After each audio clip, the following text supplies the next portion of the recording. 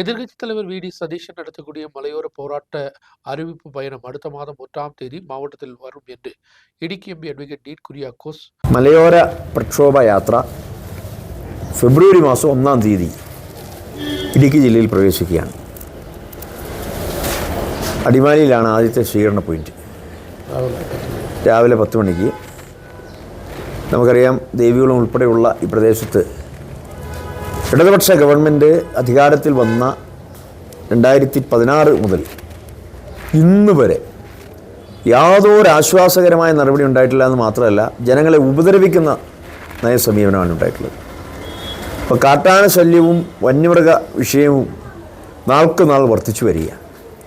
എവിടെയാണ് എപ്പോഴാണ് കാട്ടാന ചവിട്ടി ആൾ മരണപ്പെടുന്നത്, പുലിയുടെ കടുവയുടെയൊക്കെ ആക്രമണം ഉണ്ടാകുന്നത് എന്നൊന്നും ആർക്കും പറയാൻ പറ്റാത്ത, പ്രവചിക്കാൻ പറ്റാത്ത സ്ഥിതിയാണ്. എവിടെയും അപകടം പതിയിരിക്കുകയാണ്. ഇവിടെ വരുന്ന ടൂറിസ്റ്റുകൾക്ക് പോലും നേരെ വണ്ണം ഇവിടെ സഞ്ചരിക്കാനുള്ള ഒരു സാഹചര്യമില്ല. ഭയപ്പെട്ടാണ് ആളുകൾ പോകുന്നത് പലപ്പോഴും. അപ്പം ഇത്തരമൊരു പശ്ചാത്തലം സൃഷ്ടിച്ചു വരുത്തിയത് ഈ ഗവൺമെൻറ്റാണ്. ആ തരത്തിൽ ജനങ്ങളെ ദ്രോഹിക്കുന്ന നടപടികളുമായി അവർ മുൻപോട്ട് പോയി. ഒരു വശത്ത് ആ വന്യമൃഗ ശല്യം നിലനിൽക്കുമ്പോൾ തന്നെ മറുവശത്ത് നമുക്ക് ജീവിക്കാൻ പറ്റാത്ത വിധത്തിൽ തന്നെ കെട്ടിട നിർമ്മാണ നിരോധന നിയമം അടിച്ചേൽപ്പിക്കുന്നു. അതോടൊപ്പം പട്ടയ നടപടികൾ മരവിപ്പിക്കുന്നു. ഇപ്പോൾ സത്യത്തിൽ ഇവിടെ എങ്ങനെ നമുക്ക് അവകാശപ്പെട്ട ഭൂമിയിൽ അതിജീവനത്തിന് വേണ്ടി താണുകയാണ് അപേക്ഷിക്കേണ്ട ഒരു സ്ഥിതിയാണ്.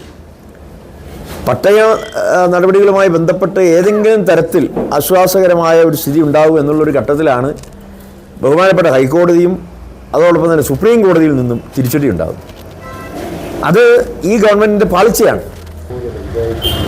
13 പഞ്ചായത്തുകളിൽ സമ്പൂർണ്ണമായ നിർമ്മാണ നിരോധനം അടിച്ചേൽപ്പിച്ചു. അതെല്ലാം റെഡ് സോണിൽ ഉൾക്കൊള്ളിച്ചു. ദേവികുളം നിയോജക മണ്ഡലത്തിലാണ് ബഹുഭൂരിപക്ഷം. പിന്നെ അതിനപ്പുറത്ത് ഉടുമ്പൻചോല പഞ്ചായത്തും രാജകുമാരി മാത്രമേ ഉള്ളൂ, ശാന്തംപാറ.